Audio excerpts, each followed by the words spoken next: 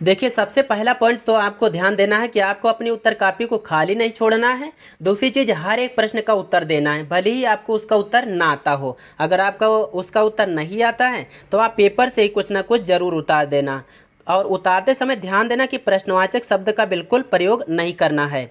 और साथ साथ में आपको राइटिंग पर विशेष ध्यान देना है। तो दो तीन चीज़ें ये बेसिक वाली हो गई।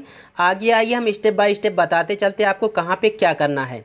जैसे यहाँ पर पहला प्रश्न होता है, इसमें दो गद्यांश आते हैं, दो के दोनों में से एक गद्यांश पर आधारित प्रश्नों को उत्तर देना होता है। पहला आ जाता है, जैसे ये आ गया है, कादम्बरी पुस्तक से गद्यांश होता है और इसके लेखक बाणभट्ट हैं। तो इसके ऊपर पहला प्रश्न हो जाता है कि इसका संदर्भ लिखिए। तो आप इसका संदर्भ लिख लेंगे, 2 नंबर ये हो जाएंगे। दूसरी चीज़, इसी से एक छोटी सी लाइन दे देता है, कहता है इसका अनुवाद करिए। तो अनुवाद आपको किस आधार पर करना है, जैसा कि यह जो कादम्बरी है, यह चंद्रापेड़ और कादम्बरी के 3 जन्मों की प्रेम कहानी है। तो प्रेम के ऊपर ही अर्थ निकलना चाहिए आपका, ये ध्यान देना है। जैसे हम प्रश्नों को लेकर समझा दें। यहाँ पर देखिए, पहला प्रश्न है, उपरोक्त गद्यांश की पुस्तक और लेखक का नाम बताएं। तो पुस्तक कादम्बरी और लेखक बाणभट्ट हो जाएंगे। अगला है, अहो किमिदम आरब्धम चपलया मया, अरे मुझ चंचला ने ये क्या आरंभ कर दिया। इस प्रकार से इसका अर्थ लिखना है। अगर आपको बिल्कुल अर्थ निकालना नहीं आता तो थोड़ा बहुत आप माने जानते होंगे। जैसे अहो माने अरे होता है, चपला मतलब चंचला होता है, आरब्धम मतलब आरंभ करना होता है। तो इसी से ही संबंधित आपको अर्थ निकाल लेना है। और जो प्रश्न आएंगे उनके उत्तर सीधे गद्यांश मिलेंगे। जैसे विसृज सकलम सखी जन्म परिजनम च गंधर्व राजपुत्री कुत्र आरोह। तो कहाँ पर चढ़ गई, यहाँ पर आरोह आ रहा है, कहाँ पर चढ़ गई, कहाँ पर चली गई। तो यहाँ पर सीधे देखिए गद्यांश में आप जो देख रहे हैं, यहाँ पर मिला है आरोह और इससे पहले प्रासादम, यानी वो महल में चली गई। तो उसका उत्तर हो जाएगा कुत्र की जगह पर प्रासादम। फिर अगला प्रश्न देखते हैं। अगला दिया गया है, यहाँ पर दिया गया, कस्य न परिचिता चित्तवृत्ति है, किसकी चित्तवृत्तियों की परीक्षा नहीं ली। और कस्य जो ये पुल्लिंग शब्द होता है और पुल्लिंग की बात करेगा तो आपको किसका नाम देना है, चंद्रापीड़ का। तो यहाँ से उत्तर हो जाएगा चंद्रापीडस्य न परिचिता चित्तवृत्ति है। अगला है, गुर्जनात् न त्रस्तम का, गुर्जनों से नहीं डरी, कौन कौन नहीं डरी। और का जो होता है ये स्त्रीलिंग शब्द होता है। तो ये किसके साथ में जाएगा, ये कादम्बरी के साथ में जाएगा। जैसे यहाँ पे आप देखो, कादम्बरी के साथ में जाएगा। और कादम्बरी यहाँ पर देखो, गुर्जनात् न त्रस्तम, गुर्जनों से नहीं डरी। कादम्बरी को ही गंधर्व राजपुत्री भी कहते हैं, क्योंकि इसके पिता का नाम, इसके जो पिताजी जो थे ना, ये गंधर्व के नरेश थे, गंधर्व के राजा थे। तो इस प्रकार से आप इसका भी उत्तर लिख लिए होंगे। तो इस प्रकार से आपको इसके उत्तर देना है। अगला जो हम बात कर लें, जैसे आपने पहले कर लिया तो दूसरा जो होगा इसको छोड़ ही देना है, बिल्कुल इसको छोड़ देना है। फिर आइए हम अगले स्टेप पर चलते हैं, दूसरे प्रश्न पर। ये आता है किसी एक पात्र का चरित्र चित्रण करने को, और ये पात्र होते हैं कादम्बरी से ध्यान देना, कादम्बरी का चरित्र चित्रण और चंद्रापीड़ दोनों में से एक का जरूर आता है। मान लो कादम्बरी का आ गया, तो यह दोस्तों इस कथा की नायिका है। तो आप इसके ऊपर हेडिंग बना लेना कि ये कथा की नायिका है। दूसरी चीज़ हमने बताया कि प्रेम कहानी, और किसकी प्रेम कहानी है, चंद्रापीड़ और कादम्बरी की। तो लिख देना कि कादम्बरी जो है यह चंद्रापीड़ की प्रियतमा है। दूसरी हेडिंग ये हो जाएगी। अब ये नायिका है तो रूपवान भी होगी, रूपवती भी होगी। तीसरी हेडिंग हो जाएगी रूपवती। और इसी के ऊपर इसी प्रकार से आपको विशेषताएं जितनी भी हो सके जोड़ देना। जैसे यह सभी कलाओं में निपुण है, या महाश्वेता की सखी है, चूँकि हर एक लड़की कोई ना कोई सखी होती है। तो यहाँ पर लिखना आपको महाश्वेता की ये सखी है। उसके साथ में जो आपको चाहिए, आप जो भी बना सकें 2-4 लाइन में विस्तार कर देना, बस इसका हो जाएगा। तो हर एक हेडिंग का 2-2, 3-3 लाइन, 4-4 लाइन में विस्तार कर देना, बस कादम्बरी का चरित्र चित्रण हो जाएगा। अगर चंद्रापीड़ का आ जाए तो जैसे आपने कादम्बरी की विशेषताएं बताई हैं वैसे चंद्रापीड़ की बता दो। जैसे कादम्बरी का यह प्रेमी है, चंद्रापीड़ क्या है, कादम्बरी का प्रेमी हो जाता है। और यह अत्यधिक रूपवान है, विशेषता ही तो हो गई। यह माता पिता से स्नेह करने वाला है, जैसे हर एक बच्चा अपने माता पिता से स्नेह करता है। तो ये हेडिंग है, इसी प्रकार से लिख लेना। जैसे यह सभी कलाओं में निपुण है, सभी शास्त्रों में दक्ष है। तो इसी प्रकार से हेडिंग होती चली जाएंगी। इनके ऊपर 2-2, 3-3 लाइन आप विस्तार ऐसे ही दोहरा दो, फिर भी काम चल जाएगा और आपके यहाँ से 3 नंबर फिक्स हो जाएंगे। आगे बात कर रहा है बाणभट्ट की गद्य शैली की विवेचना करो हिंदी अथवा संस्कृत में। तो गद्य शैली की विवेचना कैसे करना है, इन्होंने अपने गद्य में कैसे लिखा है, किस स्वरूप में लिखा है, कैसा वर्णन किया, इसी के ऊपर लिखना है। तो चलो 2-3 पॉइंट बता दें। जैसे इन्होंने समासों का बहुलता से प्रयोग किया है, यानी समासों का स्वाभाविक प्रयोग, हेडिंग हो जाएगी। जैसे हर एक लेखक होता है प्रकृति के ऊपर लिखता है, तो ये भी प्रकृति का सजीव चित्रण करने में सिद्धहस्त रहे हैं, ये हेडिंग हो जाएगी। जैसे चरित्र चित्रण में ये निपुण रहे हैं। तो इस प्रकार से यहाँ से 3, 4, 5 हेडिंग बना के इसी को विस्तार कर देना, इसके आपको 4 नंबर मिल जाएंगे। अगला दिया गया है जो बहुविकल्पीय प्रश्न है, इसके उत्तर आपको सीधे से देना होगा। जैसे यहाँ पर है महाश्वेता कस्मिन अनुरक्ता, महाश्वेता की जहाँ पर बात आ जाए तो पुंडरीक को जोड़ दो, पुंडरीके। अगला गंधर्व राजपुत्री का आसीत, तो गंधर्व राजपुत्री किसको कहा गया है भैया, कादम्बरी को कहा गया, यहाँ पर हो जाएगा चौथा विकल्प सही। अगला जो दिया गया है यह है रघुवंश महाकाव्यम से, यह जो है रघुवंश महाकाव्यम से है और इसके लेखक महाकवि कालिदास हैं।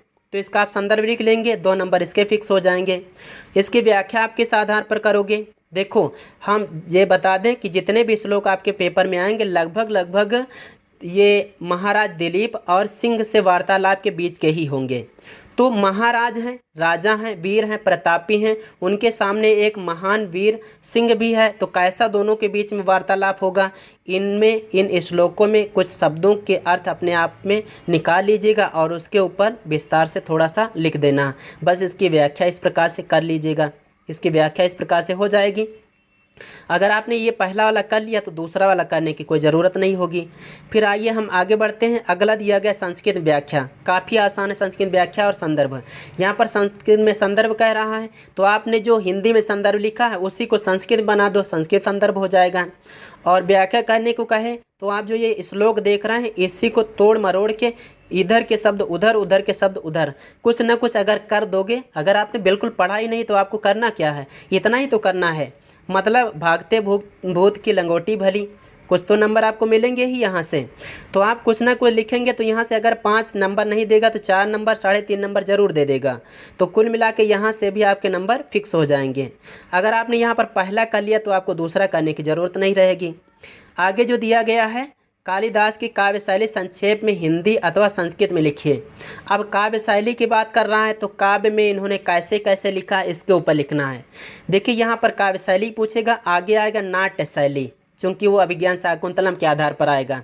दोनों में एक ही काम करना है। कैसे लिखोगे, जैसे इन्होंने इनकी काव्य शैली में कौन कौन सी विशेषताएं हैं, इनकी काव्य शैली में चित्रात्मकता है, मतलब इन्होंने जो शब्दों को लिखा है वो बिल्कुल जैसे चित्र खींच दिया है, तो हेडिंग हो जाएगी चित्रात्मकता।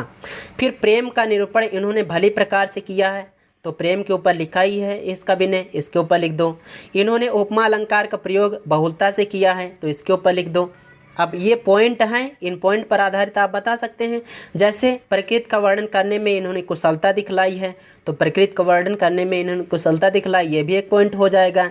जैसे नारी के सौंदर्य का वर्णन भी इन्होंने बहुत आसानी से, बहुत सरलता से किया है, तो इस प्रकार से यहाँ से कई पॉइंट हो जाएंगे।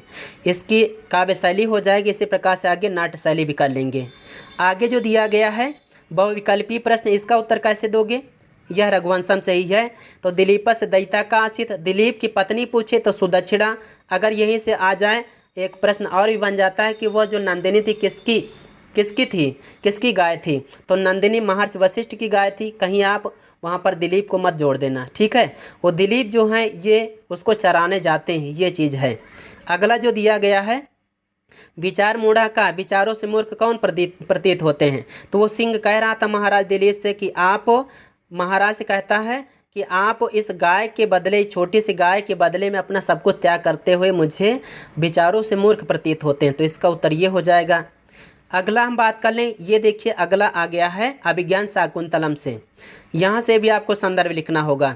तो अभिज्ञान शाकुंतलम पुस्तक हो जाएगी, इसके लेखक महाकवि कालिदास हो जाएंगे, तो संदर्भ आपके हो जाएगा यहाँ से 2 नंबर का, इसको कर लेंगे। आगे हम बता दें इससे संबंधित आप क्या लिखेंगे। दोस्तों यह महाराज दुष्यंत और शकुंतला की प्रेम पर लिखा गया नाटक है, और जितने भी श्लोक आपके पेपर में आने वाले हैं उनमें से शकुंतला की विदाई से ही संबंधित हैं और ज़्यादातर श्लोकों को कहने वाले महर्षि कर्ण हैं, जो कि शकुंतला का पालन करने वाले हैं, यानी वो पिता स्वरूप हैं। और पिता जो होता है अपनी पुत्री की विदाई में कैसे कैसे सीख देता है, कैसे कैसे उसको सिखाता है कि आप कैसे जाना कैसे रहना है। इसी प्रकार से यहाँ पर इसका विस्तार इसी के आधार पर आपको कर देना है। बस यहाँ से इसका विस्तार भी हो जाएगा, यानी इसकी व्याख्या हो जाएगी। अगर आप इसको चाहते हैं कि आप आसानी से बहुत सरलता से और सही कर लें तो ऊपर आई बटन पर लिंक दी गई, उससे आप वीडियो को देखिएगा। फिर आपके ये जो संस्कृत में व्याख्या संदर्भ ये भी क्लियर हो जाएगा और आगे जो आने वाला है सूक्ति ये भी साथ में क्लियर हो जाएगा, यानी इसके 14 नंबर आपके फिक्स हो जाएंगे। सूक्त भी आपको ऐसे ही करना है जैसे दिया गया। एक सूक्त की व्याख्या करने संदर्भ सहित है। यान्त्यम ग्रहणी पदम युवतयो वामा कुल सादय। तो कहा यहाँ पर कहा गया है कि ऐसा आचरण करने वाली युवतियाँ ग्रहणी के पद पर आसीन होती हैं और इसके विपरीत आचरण करने वाली युवतियाँ जो होती हैं स्त्रियाँ होती हैं वो कुल के लिए घातक होती हैं। तो यह जो सीख है महर्षि कर्ण के द्वारा दी गई है। अब बताओ किसको देंगे, आपको पता होना चाहिए, शकुंतला को देंगे। इसके ऊपर विस्तार कर सकते हैं। अर्थो ही कन्या परकीयो, तो कन्या जो होती है वो पराया धन होती है, ये भी महर्षि कहते हैं। स्वयंना पुत्र कृतका पदवी मृगस्ते, वही यह मृग जो जिसको तुमने पुत्र के समान मुट्ठी मुट्ठी दाने सांवे के खिलाकर पाला है बड़ा किया है, वही तुम्हारे मार्ग को रोक रहा है या वहाँ से है। तो आप उस वीडियो से सब कुछ क्लियर कर लेंगे। अगला देखिए, आगे दिया गया है नाट्य सौंदर्य या नाट्य शैली। तो हमने बताया था कि नाट्य सौंदर्य आ जाए या नाट्य शैली आ जाए, जो पिछले हेडिंग बताई है हमने कालिदास के साथ में काव्य शैली के लिए, वही अगर आप यहाँ पर लिख देंगे थोड़ा थोड़ा परिवर्तन करके तो यहाँ से भी नंबर पूरे 4 मिल जाएंगे। आगे देखिए, बहुविकल्पी प्रश्न आया है, निम्नलिखित में से कौन सी रचना कालिदास की नहीं है। तो यहाँ पर आपको मालूम होगा तो सही कर लेंगे, नहीं तो तुक्का लगा लेना। यहाँ पर बच्चे ने सही लगाया है उत्तर रामचरितम। उत्तर रामचरितम ये भवभूत की रचना है। बाकी रघुवंश महाकाव्य में अभिज्ञान शाकुंतलम मेघदूतम कालिदास की हो जाएगी। फिर दिया गया है शकुंतलाम को अपालय, शकुंतला का पालन किसने किया। तो हमने बताया महर्षि कर्ण ने किया। कर्ण की जगह पर काश्यप भी आ सकता है तो वो भी सही हो जाएगा, क्योंकि कर्ण का ही महर्षि कर्ण का ही नाम काश्यप है। अगला जो दिया गया है निबंध, तो निबंध के ऊपर हम अगला वाला वीडियो स्पेशल बना रहे हैं, उसको आप देखना मत भूलिएगा। वहाँ पर भी हम ट्रिक से बता देंगे, वैसे ही आपको याद करके जाना। आगे आइए हम देखते हैं।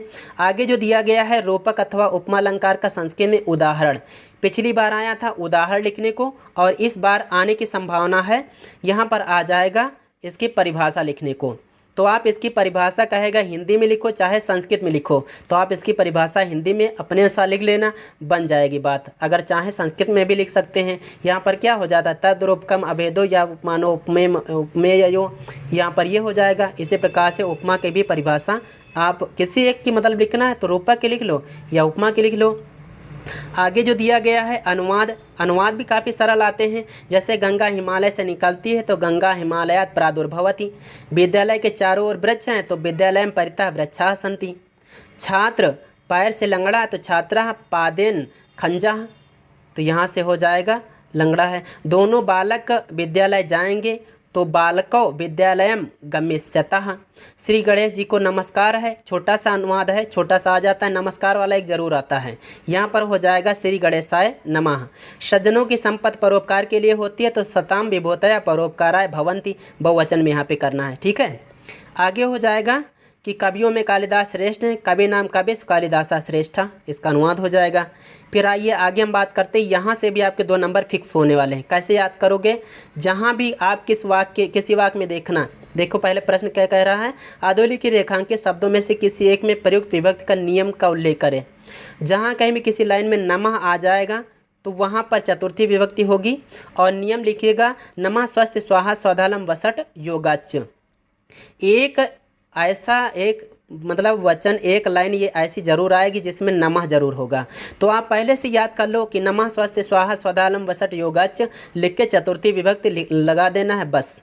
अगला जो दिया गया है यहाँ पर आप देख रहे हैं ग्रामम अभितः आम्र वृक्षाः सन्ति। गाँव के दोनों ओर, गाँव के चारों ओर आम के पेड़ हैं। तो यहाँ पर जो है अबिता शब्द आ रहा है, इसके कारण यहाँ पर द्वितीया हो गई है। सूत्र लगेगा अबिता परितः समया निक्षा प्रतियोगे अपि के अनुसार ग्राम में द्वितीय विभक्ति है। अगला जो दिया गया है मिष्टान्नम सर्वेभ्यः रोचते, यहाँ पर रुच धातु आई है। रुच्यर्थानाम प्रियमाणा के अनुसार यहाँ पर चतुर्थी विभक्ति है, यहाँ पर नहीं, मिष्टान्नम में गलत लगा हुआ है, सर्वेभ्यः में लगाना चाहिए भैया, सर्वेभ्यः में यहाँ पर गलत है, ठीक है, सर्वेभ्यः में आप मान लेना, यहाँ पर चतुर्थी है। आगे पूछ रहा है कि रामः बाणेन रावणम हतवान रेखांकित पद में कौन सी विभक्ति है। तो बाणेन है, यहाँ पर एन, और एन कहीं भी आ जाए, एड़ आ जाए, वहाँ पर तृतीया होती है, तो यहाँ पर आप सीधे लिख लेंगे, बच्चे ने लिखा भी है तृतीया विभक्ति। फिर जो आगे दिया गया है 17वां प्रश्न, निम्नलिखित पदों में से किसी एक में विग्रह कीजिए। तो विग्रह करना है, माता चा पिता चा पितरों का हो जाता है, लोकस्य नाथा लोकनाथा हो जाता है, और 10 आननान यश सह दशानना हो जाता है। अगला है राज सेवका में प्रयुक्त कौन सा समास, तो राज्ञा सेवका, ये तत्पुरुष हो जाता है, यहाँ से ये सही हो जाएगा। सज्जना का संधि विधायक सूत्र क्या है, तो स्तो सुना इच्छु, इसका सूत्र होता है।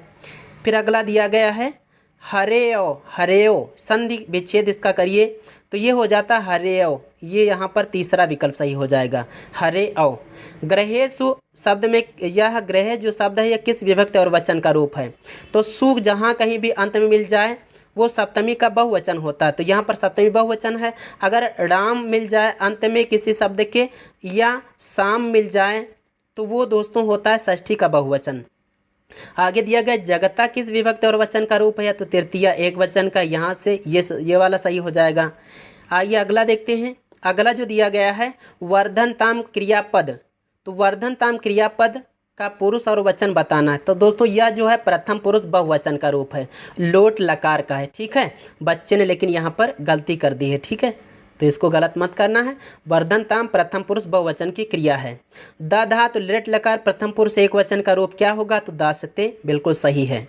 आगे दिया गया है अध्ययनम, अध्ययनम में प्रकृत प्रत्यय क्या होगा, तो पहले शुरुआत में जो दिया गया है यहाँ पर आप देखिएगा अध्ययनम, ये देखिए शुरुआत में जो दिया गया है आधि, तो ये सम्य आदि है, इसको कॉमन रखते हैं। जहाँ कहीं भी दोस्तों आपको मिल जाएगा इसमें से, देखिए हट जाता है बार बार में, यहाँ पर जो दिया गया है जहाँ कहीं भी अनम बाद में मिल जाएगा तो वहाँ पे ल्युट प्रत्यय होता है, ठीक है, तो यहाँ से अपना विकल्प ये हो जाएगा। अच्छा, अगर अनम की जगह पर अनिय होता तो अनियर वहाँ पे लगा देते हैं। अगर यहीं पर अध्ययनम की जगह पर, जैसे यहाँ पर डोमुल प्रत्यय है दोस्तों, जहाँ पर डोमुल प्रत्यय होता है वहाँ पर शब्द दो बार हो जाता है, जैसे पाचम पाचम और नासम नासम, पायम पायम इत्यादि, लेकिन अध्ययनम तो एक ही बार आया है, तो इस प्रकार डोमुल तो होगा नहीं। अगर हम अगला पहचानने की बात कर लें, जैसे यहाँ पर अगला है तुमुन प्रत्यय, कैसे पहचानोगे, चलिए हम आगे बता देते हैं, अगला दिया ही गया है ऐसा।